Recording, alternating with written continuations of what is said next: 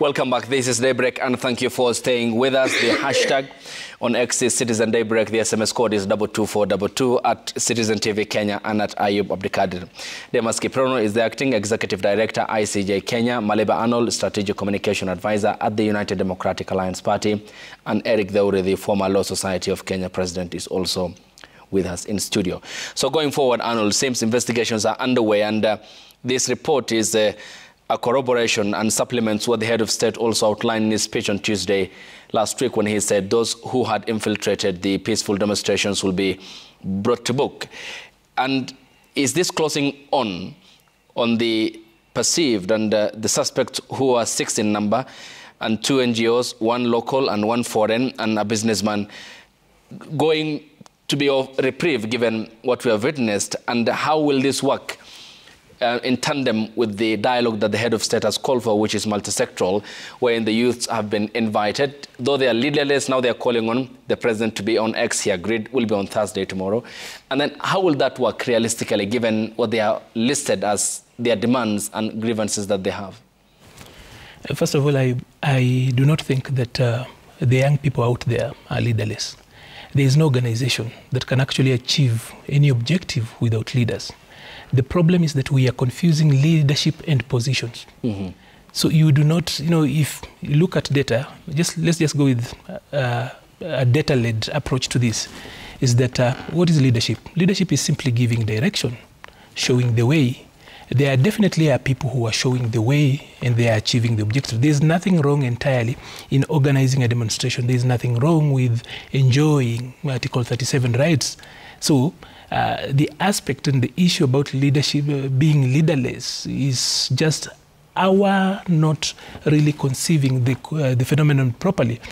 In any case, I think what this group has actually done so well is that they have taken up Robert Greene's 48th law, the last law in the 48 laws of power, that talks about being formlessness.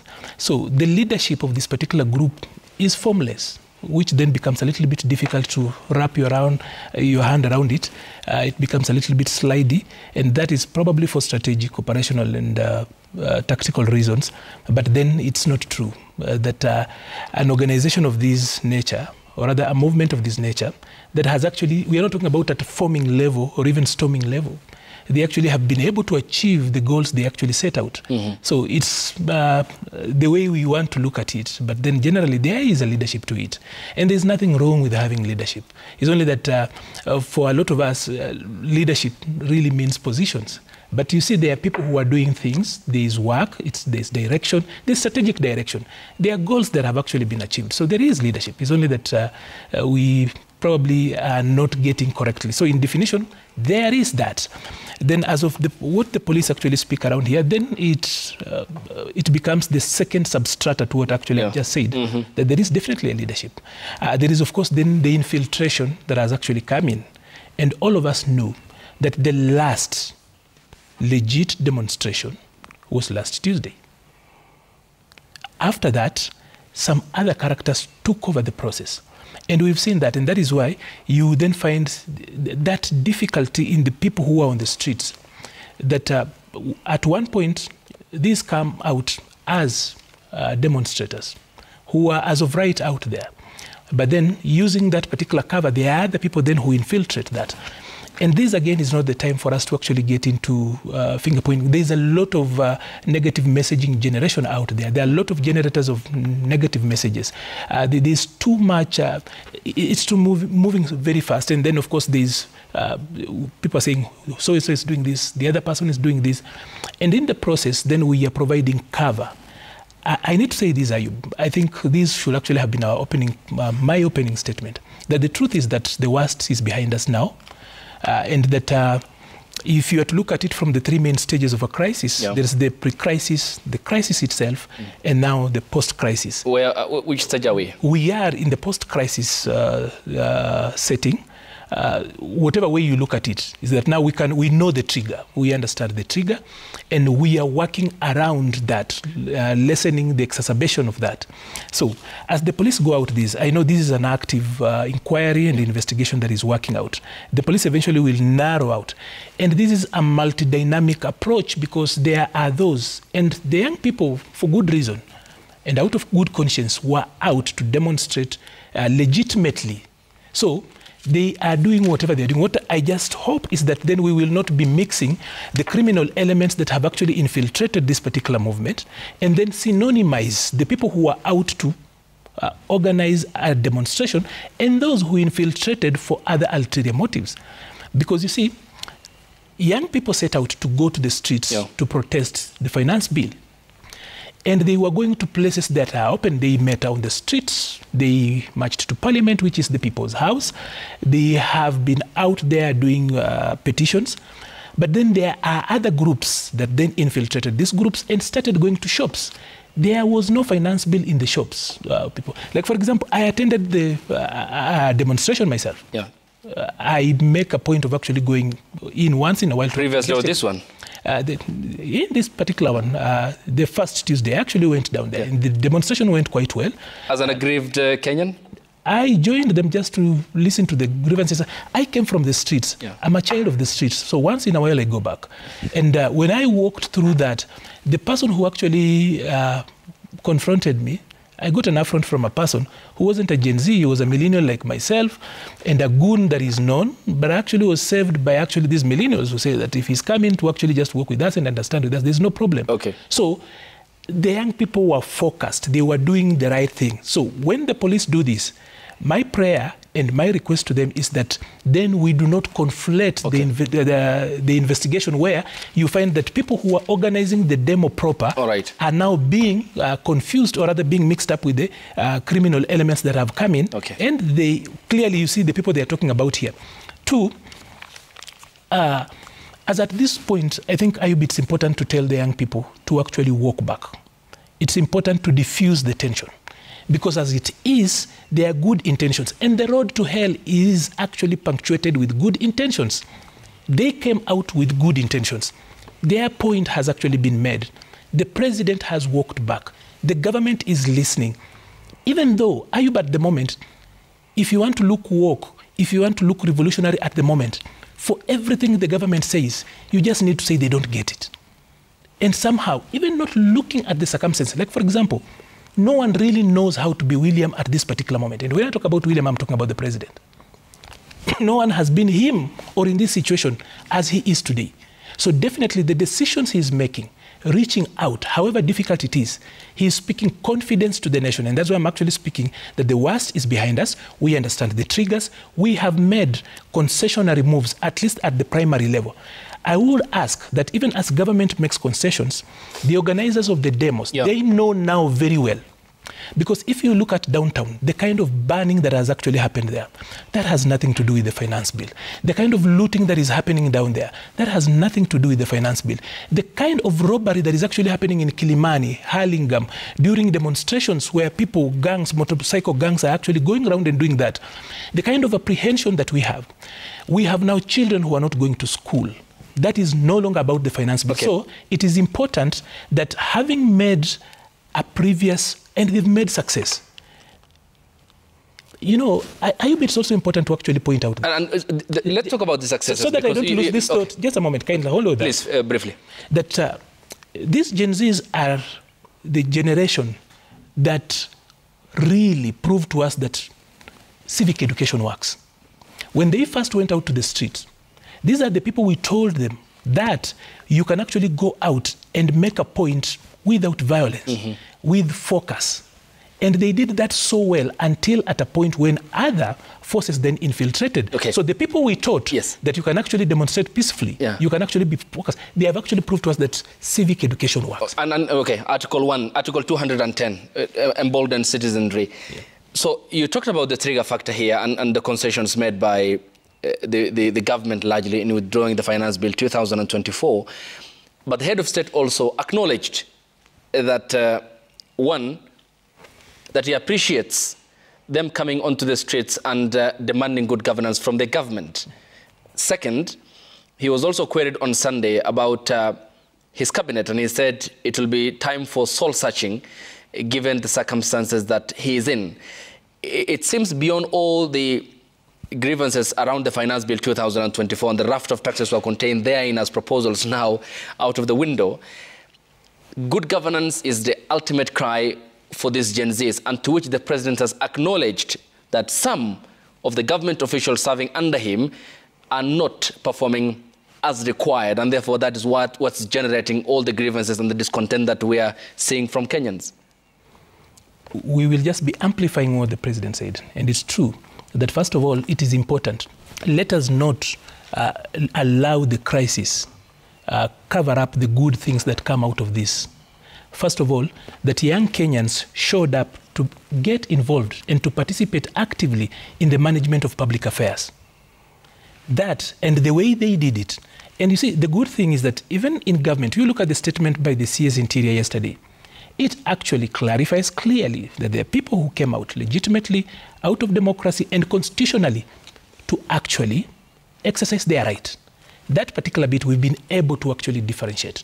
And then that we actually are pointing out that we have got a crisis largely by criminal elements that have actually infiltrated the process because it provides shelter. There is an opportunity for them to do that during this particular movement. And that even as we move forward, we actually need to think much bigger. So the president lauds young people for coming out, and that is important. This is the time when leaders emerge.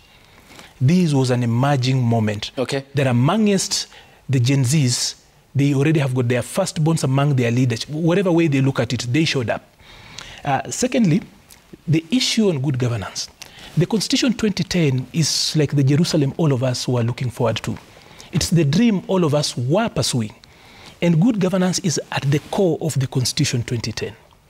Coming out in the streets to ask for your right to actually be heard, to do what those young people set out to do, is actually the spirit and the pump that actually gets the blood in the Constitution 2010 running. So when the president says that the points these young people are raising are legit, he is the leader of society today. And he knows that. He says there is going to be a moment of soul searching. That it has actually been pointed out. There are a lot of things that he said that will not be business as usual. That he will go back. There are things that were so straight. He says, they said, this do not make sense. We hear them. We are aligned. We will ensure that that is done. Including some expenditures that have been done. Some positions that had actually been suggested for political reasons at that particular point. But then people have come out and the people have said, this is not appropriate for us. We do not feel it. So I think both the president and the young people are aligned. What we need to do and what we need to allow is actually the point of convergence where the issues they raise on governance and the issues the president actually also says that they should also listen from him, then are allowed to work, because governance is actually a function of multiplicity of ideas. Thank you. It's not from one way. Thank you. Damas, coming to you. Maliba builds it as a post-crisis moment now. The president hinted at possible changes in his government, given the pressure that he has been under, especially following the protest and the withdrawal of the finance bill. What then do you think will characterize the talk between the president and the other players, including the youth who have been on the streets? And one of the conditions which they have listed as first, before we come on the table, release all of those who are in detention, according to them, unlawfully, who are in detention. Well, first of all, what should characterize the dialogue or whatever framework that comes out is good faith, number one. Number two, I think we already have a good reference point in terms of a document that really enables us to speak to our needs as a society, where we want to go, forming a better Kenya, and that is the Constitution.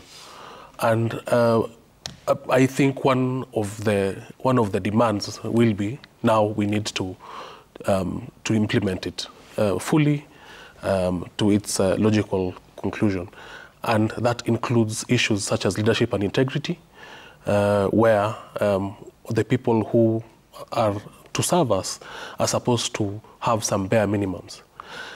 I have to say that this crisis has basically realigned leadership, because I'm finding it difficult to see how a member of parliament in future will outrightly ignore or disregard the people, unless they have information that is very compelling. It is going to be very hard, and I think part of the unintended consequences is now we really have a bottom-up leadership, where it is the bottom that really dictates what the national and county and so on leadership should look like. About the release of those in detention, I'm sure there should be some categorization, because as we've seen in some pictures where we've actually legitimate criminals have been arrested in some of these protests. So what do we want them released, or do we want basically a process of legitimate review and measurable review of those in detention? Okay. And I know that there has been legal support from civil society, from the Law Society of Kenya, for Kenyans who have been arrested and maybe charged for exercising their Article 37 rights. But yes, I know it's going to be a challenge to really find a framework that is satisfactory to everyone. Okay. And as peace-loving Kenyans, we really need to emphasize now that we don't want to see this moment again. We want the leadership that Kenyans really deserve. Yeah. And coming to you, Advocate and Eric, because it also appears that we are stepping into a time where the leadership of the country ought to self-reflect on some of the past blunders that they made in terms of governing over the country. And this largely has also revealed the welfare of the police service and members of the police themselves. If you look at how we came about to the police service that we have at the moment, as evidenced by one of the WikiLeaks cable here and originated from the US Embassy, the country's leadership and prominent persons are mentioned to have expressed doubt about first the formation of the Police Reform Commission, including the then Police Commissioner Hussein Ali, who, according to the cable, will act to thwart all but the superficial reforms that were intended to be put forth by the Ransley Commission. And the American and the UK government said, we share all these doubts, but we'll take wait-and-see approach. We are willing to fund and implement the real reforms as positions, but we are concerned about the commitment by the Kenyan government. Also, the former Interior Minister, Professor Saitoti, is cited here of being part of the team that was not hell-bent and made mischievous announcement in the Kenya Gazette Notice 8144 of September 2008 that had populated the presidential appointees. Seems even what we have at the moment appears to have borne out of lacking appetite and lethargy towards a police service that works for the people. And today we are talking about their welfare. Will this dialogue that the president called for also allow the government to look into how the police reforms will be put into consideration, especially the Maraga Task Force report, and look into their welfare? And is the protest the point of blessing for the government now to look into some of these critical matters in handling our national security? What I would want to say, I think the jury is now out there. We would want to see how the government will respond. I've never been a keen fan of commissions and committees, because whenever there is a crisis and the government forms such ventures, you almost feel like it's a way of not getting something done. Because if you look at it, we have so many reports. We have so many reports on anything in this country. If it is police reforms, we even have now the letter Maraga report. The issue here, I think, is very simple. And I think that is why we are getting to a place where majority of Kenyans are feeling frustrated, and they are saying that, you know, we keep on being lied to. We keep on being given promises that cannot be fulfilled. When it comes to, for example, the question of police reforms, it's not just their welfare. It's an attitude change. It's the process of appointment. Because if you do not have a merit-based competitive process of appointment that then ushers in leadership that intends to transform the police service, the police from a force into a service and into a proper service, then you have a problem. And why is it that we have a problem? Let me tell you, and this you will say it. The president rightfully says that those who have committed crimes in these instances should be brought to book. What is the response of the police to that?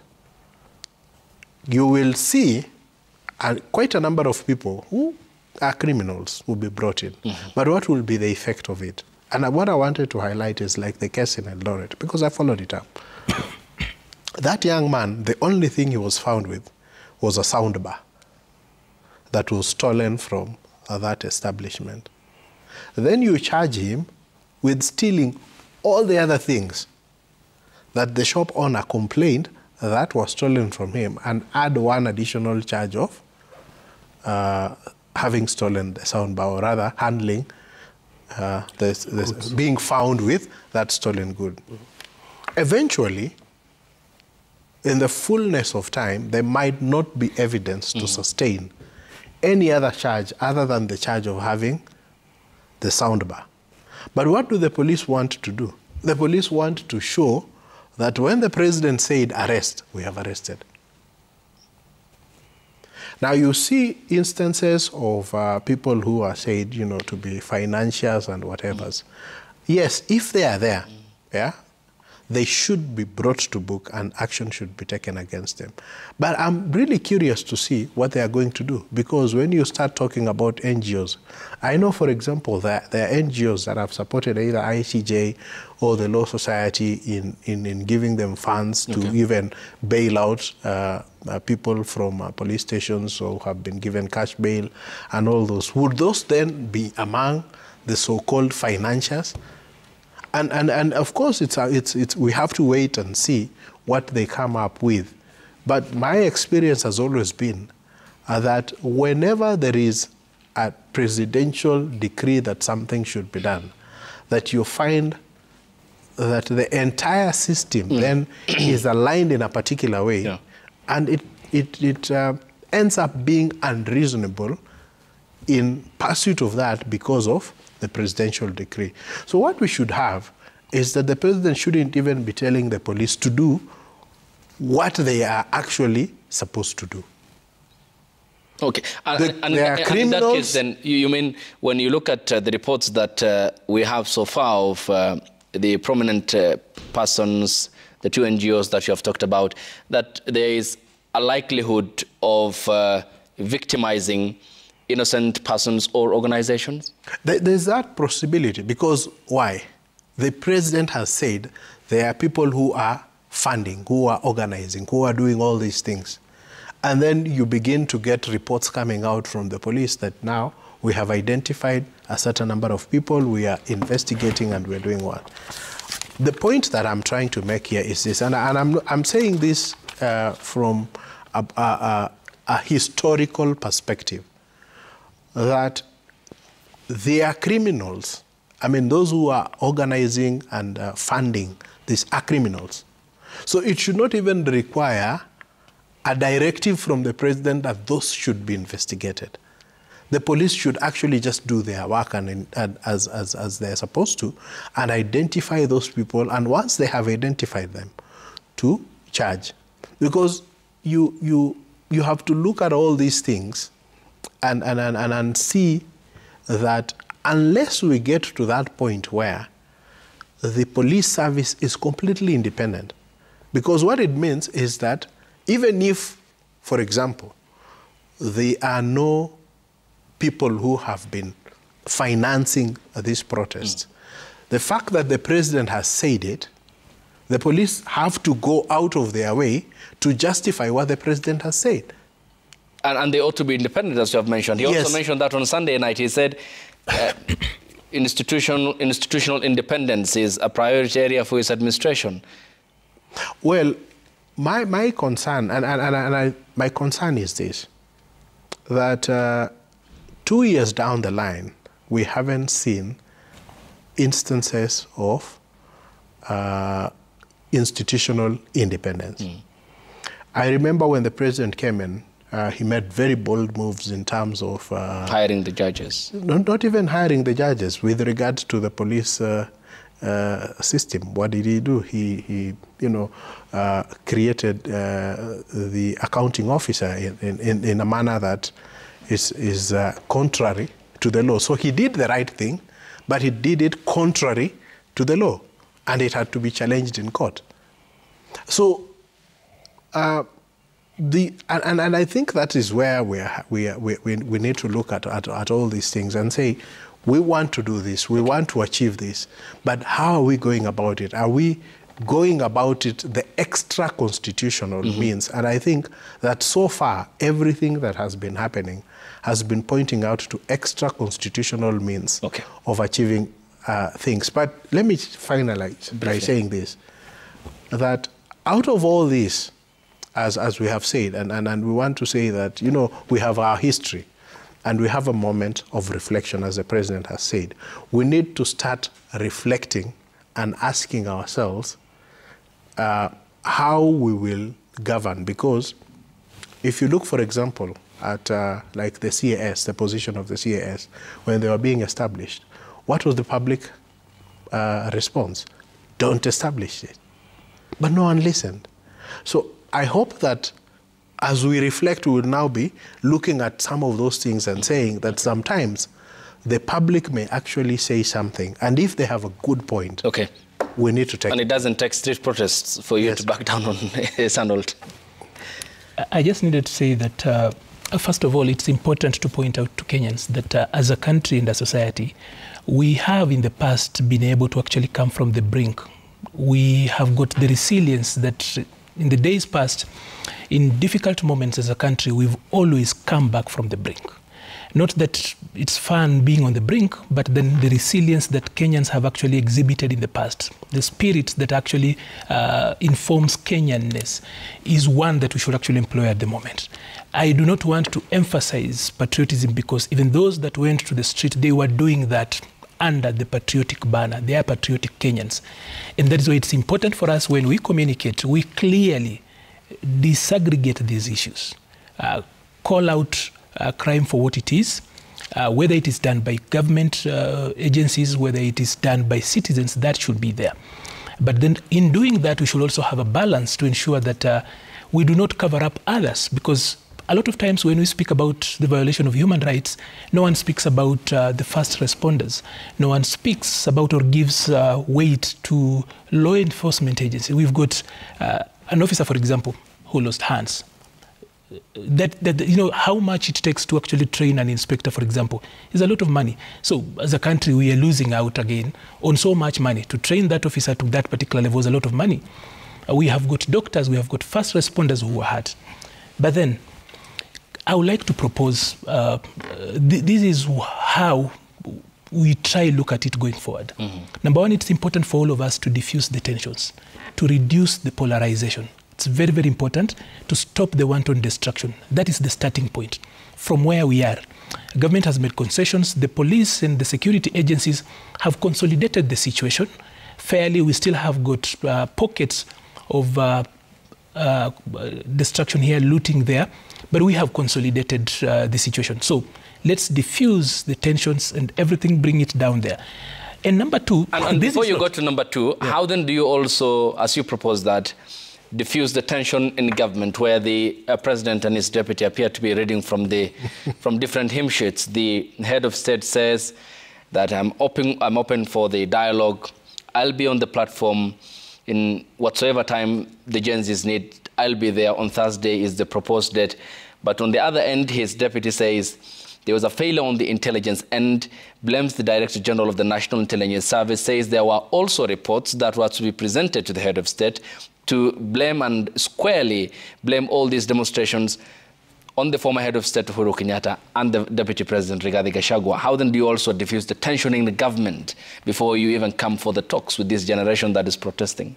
Ayub, this is a national moment, and intra-Kenya Kwanza squabbles, intra-UDA squabbles take us a back burner. We cannot bring those to fore at a time when the soul of the republic is threatened. Everybody in UDA, everybody in Kenya Kwanza, everybody in Kenya must, as of right, first of all, prioritize national issues. So if there are UDA squabbles, if there are challenges between the president and the deputy president, those cannot be given a priority at a time when national sovereignty is threatened. Anybody who entertains that borders on not being very patriotic. Secondly, on the same again, I will say this, that if you were to go home and your house is on fire, but you had an argument with your wife, do you first of all solve that argument with your wife, or you secure the house? You first secure the house. So the issues of differences, and I do not think that the president and the deputy president principally and fundamentally are reading from different scripts. There has been failures, of course. Even the president himself pointed to a failure in the communication architecture, for example. The deputy president pointed to the intelligence, for example. But would those be the priorities of this particular moment? No. The people who went to the street did not go to the streets because there were problems in UDA or Kenya Kwanza. The people who went to the street have got their issues that they think, and by the way, certainly those are the issues of priority. They need the cost of living addressed. They need issues of governance addressed. So anything about the party, anything internally. But the third point on that... And another major point that they want also addressed is, you mentioned patriotism, is that they were alive when the deputy president still, and a section of Kenya Kwanza leaders said, this is a shareholding company. And that is what they want to address. I mean, Kenya isn't a shareholding entity. You agree with me? In responding a sovereign entity where Arnold, Ayub, Dismas, and Eric are all equal before the law, merit matters, and hard work is awarded. The fact that you said that this is a shareholding entity is one of the flashpoints as to why many of the young Kenyans who are from universities, they are graduates, they are qualified, but because we live in a country where connections matter than competency, they have no jobs, and they are decrying that even shareholding titling of Kenya, yet the Constitution establishes us as a sovereign state, which is secular. So in response to that, actually, you've gone ahead of my third point in responding to the follow-up question you gave me. First of all, in the Constitution, the president is the leader of society. He's the symbol of national unity. All of us, everybody, all of us, regardless of any other position you hold, the head of state, the symbol of national unity, is the President of the Republic of Kenya. And in this particular instance, from where we are, we have to look at the president. If we get distracted with any other thing, and that would actually substantively come to the second reason, some of the issues we've actually brought in. And I said that we need now, number two, is that we need to agree on a framework. This, I open it up to everybody else, both the leadership and the citizenry, so that then whatever framework comes out, this is governance. No one has got a monopoly on ideas. If the people in State House make a proposal that you feel doesn't really capture the moment, instead of criticizing it, you should be open to actually bettering that particular proposal. And on that, I am actually speaking about something I want to call compromise. Compromise has a way of actually helping a lot of things. If you compromise, it allows you to see empathy. For example, there are people who are losing livelihoods. There are people who are losing their lives in this particular process. But if you stand that, for example, I have to come out to the street because Article 37 allows me to come out, therefore, the Bill of Rights for the rest of you is suspended because I have got my Article 37 rights. Fair enough, you are coming out, it's your right, yes, but somebody else is exploiting that because there's always context to that. So, in agreeing with the framework on how we go out and then solve this problem, a proper engagement framework where all of us are brought to the table. This is a commonwealth, and all of us in this country are here as of right. We are not here on anybody's invitation. We are not here actually as people's pets. Yeah. So whatever you look at it, and however way you want to look at it, all of us in agreeing on a framework on how we engage. moving forward. But then number 3, and for me the most important thing, is that fundamentally what now the world is calling the Swahili uprising, because the world out there, I'm speaking on one of those crisis think tanks on Friday, and they are calling this the Swahili uprising. They're looking forward that this particular sneezing that has happened in Kenya will cause a flu across the entire East Africa and the region and everywhere. So it's being called the Swahili uprising because it's now being modeled on the Arab uprising, the Arab Spring. So this Swahili Spring, the so-called Swahili Spring, fundamentally, number 3 for us would be that it's important for us as a nation to do an audit of the Constitution 2010. Because partly what the marching to Parliament did was a people questioning how they are governed. We need to do an audit of the Constitution 2010 and probably eventually make a decision if we want to continue being led and governed under this particular framework or change it. Why I say that and why I think it's important is that funding the government that we gave ourselves in the Constitution 2010 is a little bit expensive, but that is what we chose for ourselves. It's easy to actually apportion, talk about governance, or rather misgovernance, let me use that word. But let's also look at the framework, which is actually the Constitution. It's important that we do an audit on that, a wholesome audit. I think 13 years is enough time for us to look back. Of course, the constitution we have is not the same as the one we took upon ourselves in 2010, because you change a constitution through many ways. Okay. Precedents. Ayub, the problem I have with this suggestion is, one, that we want to audit the constitution, yet we haven't faithfully implemented the constitution. So how do we audit it? We are talking about a framework for engagement, yet there are very, very simple concerns that we should deal with. We want to look at in the past reports of Auditor General. Not even the Auditor General. Just look at reports of recruitment that have come out. The other day, the courts overturned the recruitment that were done at KRA. What was the reason? Clear nepotism. So it is those two small things that eventually have led to, and it got to a point where it's like whatever people say does not matter. When we go for public participation, it is just a requirement of the Constitution. But what you say in those forums doesn't matter, because whatever is the scheme that has to be come into place will eventually come into play. And I think that is where the problem... That exclusively is a blame on the political establishment. Yes. And that was the reaction that the political class had in the crisis in 2017. And that's why they came up with BBI, watering down the 2010 Constitution. That was the same reaction that we had after Maandamano last year, when they came up with NADCO, and right now there are so many constitutional amendments going on in Parliament. And I'm saying that that's a very nihilistic way of thinking. Yes, the Constitution is not set in stone, but let us implement it fully, fast, and properly, and in good faith, other than allowing the political class, the same political class that has refused certain things in the Constitution, to take us to another process of changing the Constitution. Okay. What do you think are the, okay, you talked about the amendments, but what are the... I didn't talk about amendments. You said it's time to relook.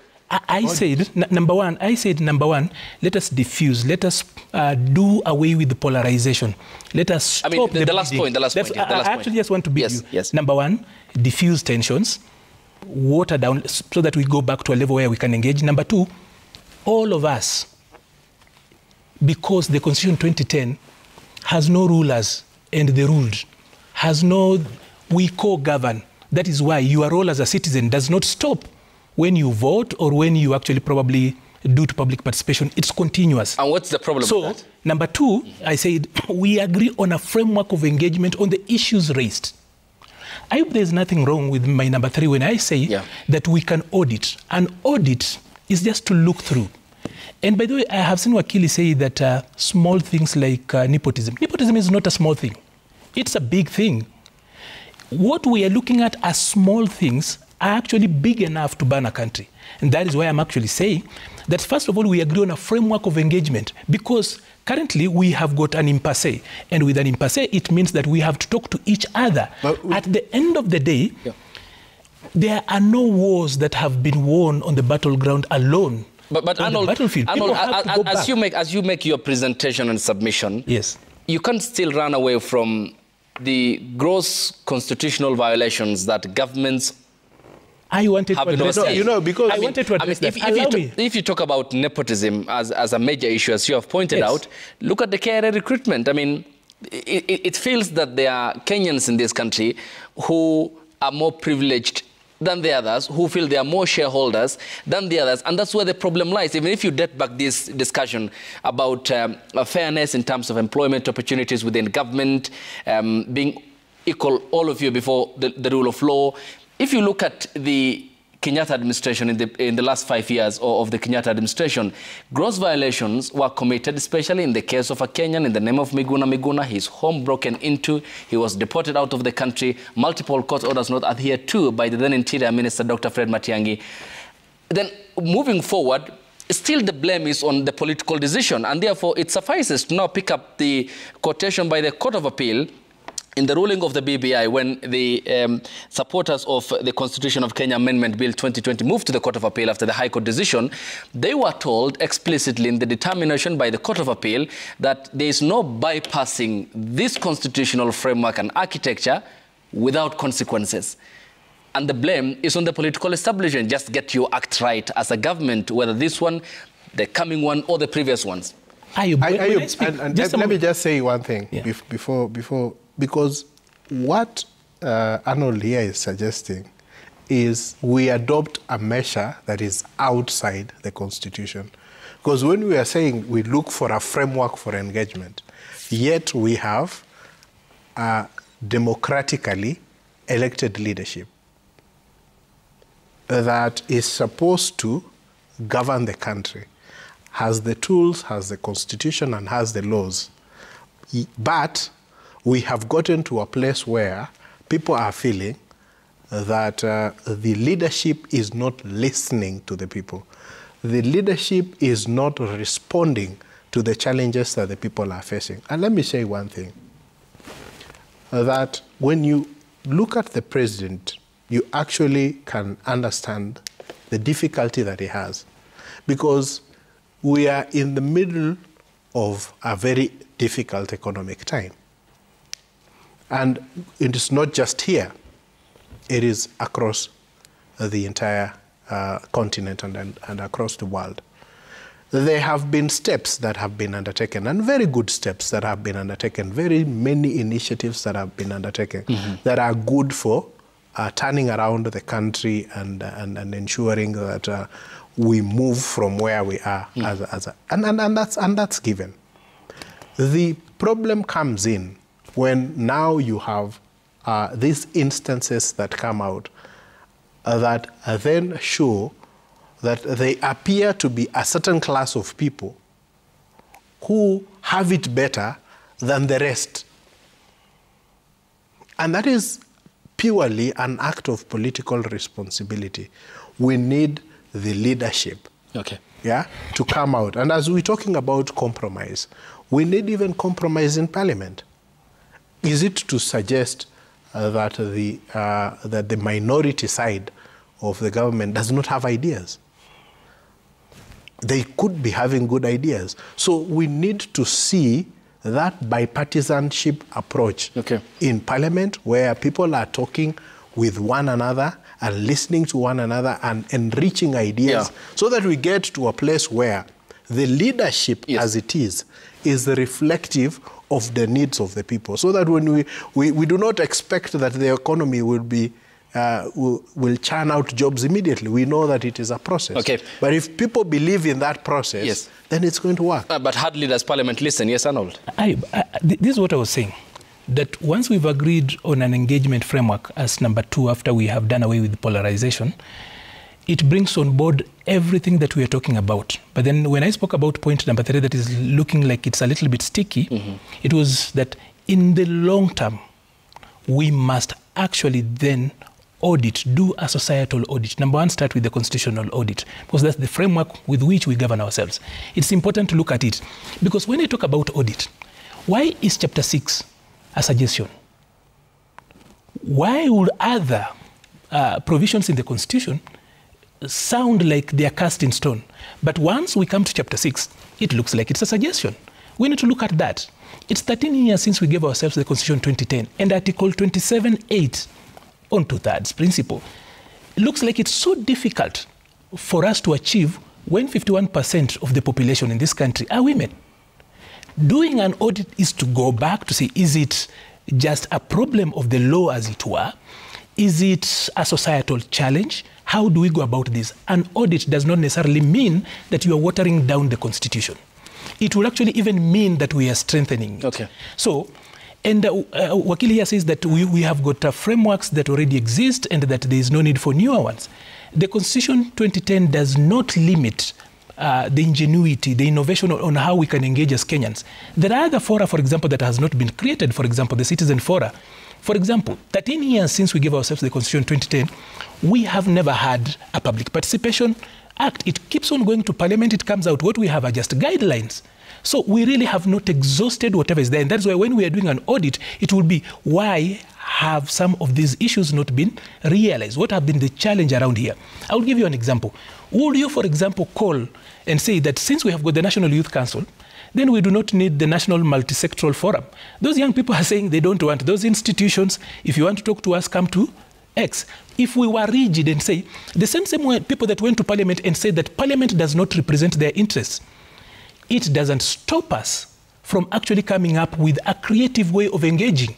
The same way people are speaking in different places, we can allow. An engagement framework means that it brings all of us on the table to look at the challenges as they were.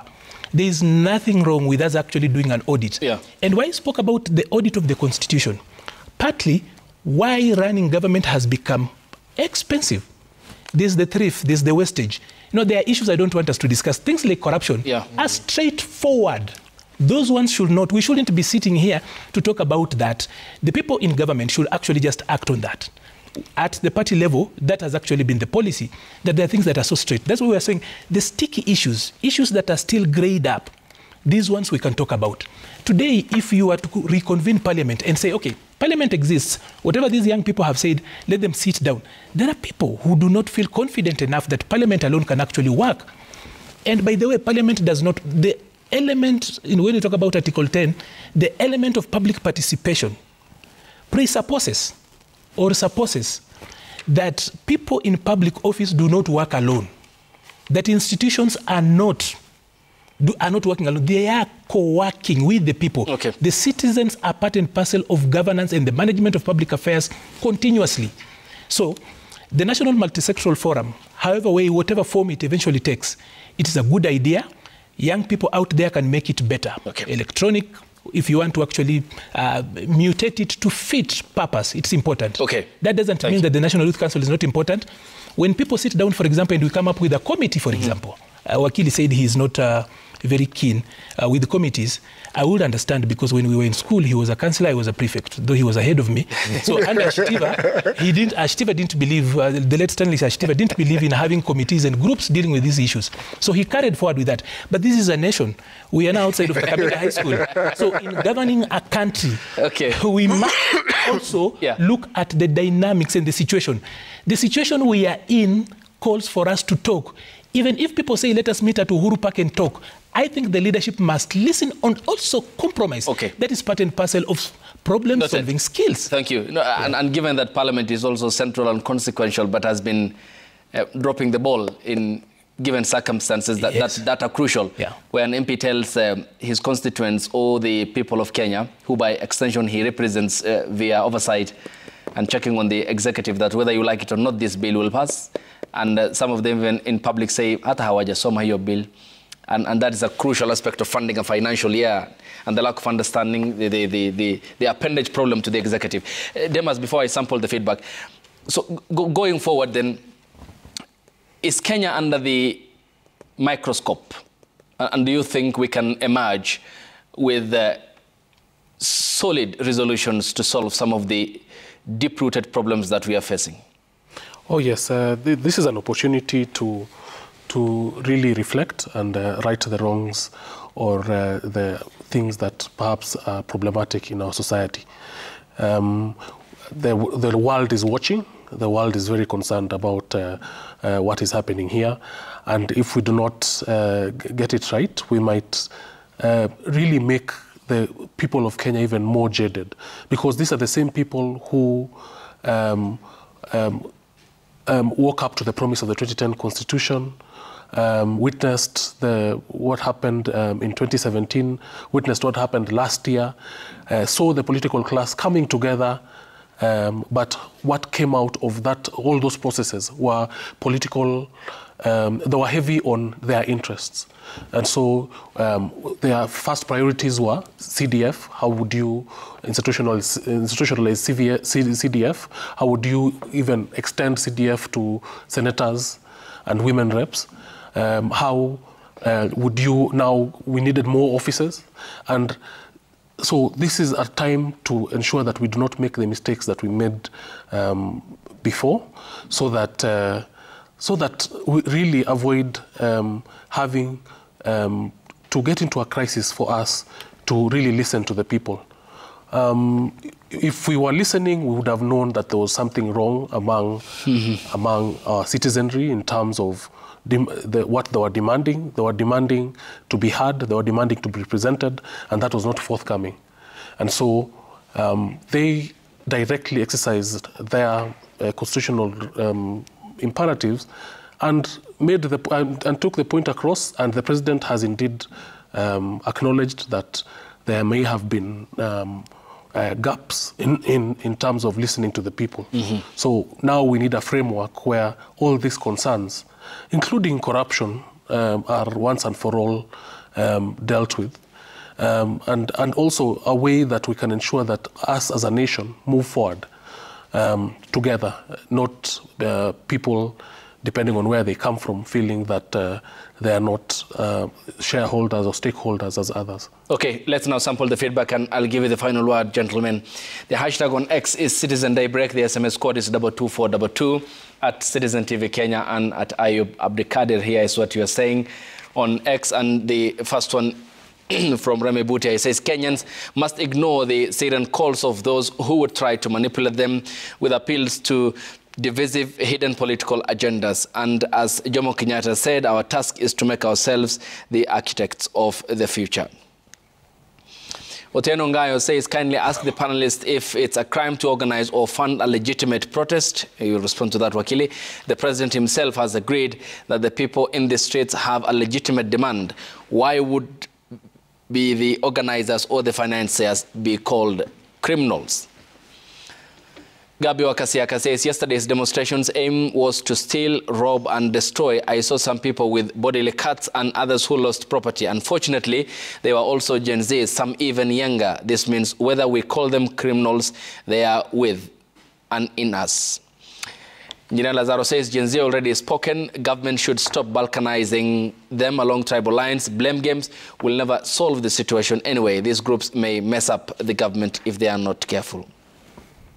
Gabi again says, urging my fellow youth to read Cap 204 laws of Kenya on protected areas. Do a peaceful demonstration. Don't think of doing a march to State House. It's deadly zone. I beseech you, avoid this vandalism and theft. Babu Michael says the statements from the Interior Ministry and the President aren't different. Both seem to value property than human life. They stress much on how to protect property than human life. That is the society we have become. Totally unacceptable. Frank Orinde says the government is also to blame for the chaos witnessed in the demos. It seems they were looking for a scapegoat in the violence. Why were the police violently abducting the perceived organizers of the demonstrations? The agenda is set. Will the regime address them genuinely? Kabete SK says it's quite unfortunate that goons have taken advantage of the peaceful demos to cause havoc in cities and towns. Peaceful picketers should devise ways to corner them. The next one is from Sir Nixon Ndugire. Says, I have a feeling there is a technical team on the drawing board planning how to that word, silence the Gen Zs. One way is to implement goons in their midst, to implant goons in their midst to frustrate or paralyze their noble intentions. Gen Zs, watch out. And the next one says, embracing dialogue instead of protest fosters a positive environment for change. Standing with President Ruto ensures a united effort towards improvement. Bob Otieno Wino says lawmakers from all the political divide have come together, increasing their heavy monthly packs at the time Gen Zs are on the streets protesting, with opposition calling for a presser to recall MPs who voted yes for the finance bill to hoodwink Kenyans. He again says too much of something is poisonous and Gen Z should halt their protest because President William Ruto had accepted to engage them via X when they rejected having a dialogue, claiming they are tribeless, one without a leader. Wakili, there was a clarification sought here on whether someone can fund a legitimate protest. Yeah, and that's why I was saying that I'm going to be extremely keen to just see what the police are going to come up with, because proving that common intention that this person is giving money for, I mean, it is there'll be two sides of it. I can support a peaceful protest. People want to buy placards and all those so that they're able to go out or put a team together to work on a recommendation or a document that will be presented to the public officials. So those you cannot. But where we have sat and we have, funded goons for purposes of actually just going out to destroy property and whatever, if the police would be able then to demonstrate that there was an intention to fund for purposes of criminal activities, then that is a situation that is criminal and they can be able to sustain a charge. But when you see they're saying there might be some NGOs and whatever, you begin to get a little bit worried, but we have to wait and see what comes out of it. But Ayub, listening to what Kenyans are saying, you can tell from the comments that a lot of them do not trust the processes that are ongoing. And I think that ultimately, and why I was saying that I'm not very, I don't see this commission or whatever has been set up bringing so much change. Because this is a question of violation of trust. So how do you start bringing back the trust that people had in the leadership? There appears to be a lack of trust in the institution of the presidency. There appears to be a lack of trust in the institution of parliament. There appears to be a lack of trust in the institution of the judiciary. Look at independent constitutional commissions. If they are really independent, we don't have, as of now, accountability for crimes that were committed by police in the last maandamano.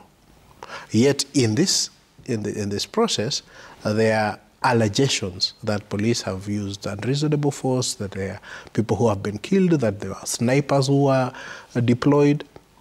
Yet, even in the last time, as of now, the IPOA, because of not being given funds, is unable to discharge its mandate.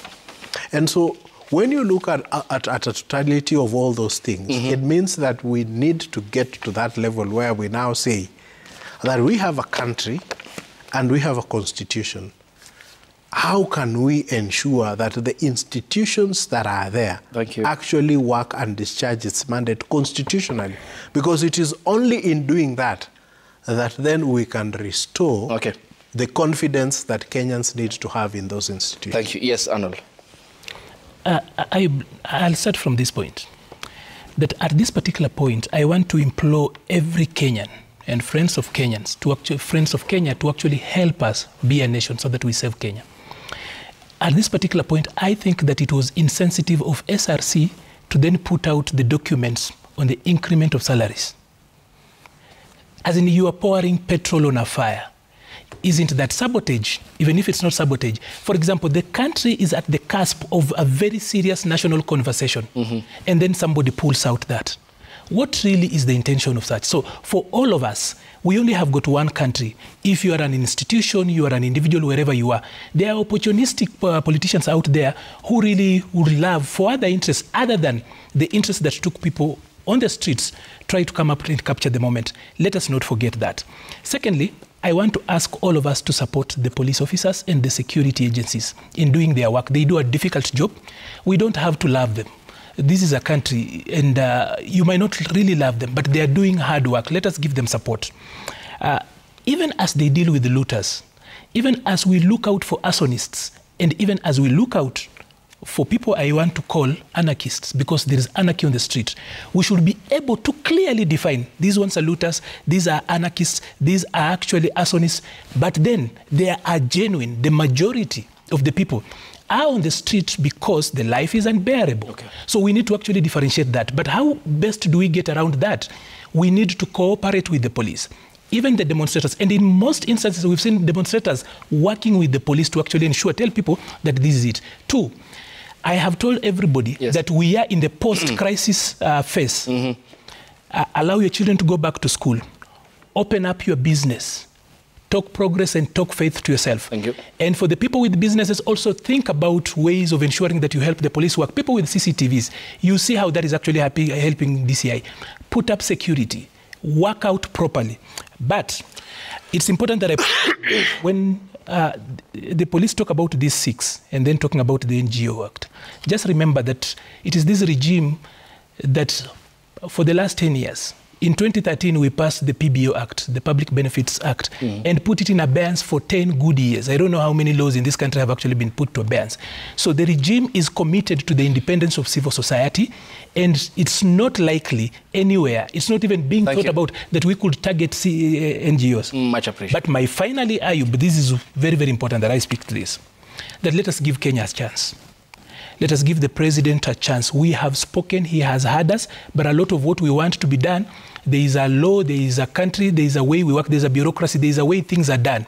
So even as he talks about soul-searching moment, even as he says that some of these things will be done away with. For example, the budgeting process in our country is actually legislated. So even if the president says that I'm going to do away with this, as you have actually said, there has to be a process to it. And I love that there is a bipartisan approach to it. Yes. Even as he withdrew the bill, for example, in the opposition ranks, we have got Otiende Amolo, for example, giving his support in his own way, the way he thinks about it. There's Dr. Adrian from UDA, of course, also giving his way on how we move forward. So give Kenya a chance, give the president a chance, but over and above, give yourself a chance. Thank you. Yes, Demas. Well, indeed, we really all hope for the best, that we get out of this crisis a stronger nation that believes in the rule of law, human rights, and constitutionalism, and is true to that belief, so that it is not just lip service, that it is actually something that we imbue in all that we do in the name of governance. And to also emphasize the role of command and superior accountability, and also individual responsibility in terms of policing. My senior rightly put it out here that we have had such moments, such violations happening before, and nothing really happens to the culprits. We only have one case that is now testing the issue of superior responsibility, which is the Baby Pendo case, where 12 senior officers have been charged for allowing atrocities to happen that caused the death of Baby Pendo. That case is now just beginning, and we hope that IPOA, the DPP, will also carry out investigations and ensure that we have accountability so that this does not happen again. Okay, thank you. Yes, Wakil, briefly, 30 seconds. Okay, thank you. I want to believe that we have a moment where we can actually change the governance of this country, restore confidence in our institutions and the presidency. I want to say that I think that the president has started this journey in the right way, and I hope that he will get the necessary support. I hope that we can de-escalate the protests because now they have been taken over by other, hijacked, rather the processes have been hijacked. The point is home, so we need to begin to have a very genuine moment of reflection and a genuine moment of asking ourselves how we can build a better Kenya for us, because we are at our lowest. So I think at this point we should be asking ourselves, how do we go up? And everyone should support the initiatives that have been set out by the president, so that eventually we can see an end to this crisis. Eric Deuri is the former president, the Law Society of Kenya. Good morning. Demas Kiprono is the acting executive director, ICJ Kenya. Good morning. Maliba Arnold is strategic communication advisor at the United Democratic Alliance Party. Gentlemen, your time is appreciated. Thank you so much for being here with us, and thanks to you too for watching the broadcast, waking up with us here on Daybreak. The hashtag on X has been Citizen Daybreak. The SMS code is 22422 at Citizen TV Kenya and at Ayub Abdikadir. We'll see you on Friday here on the broadcast. Till then, good morning.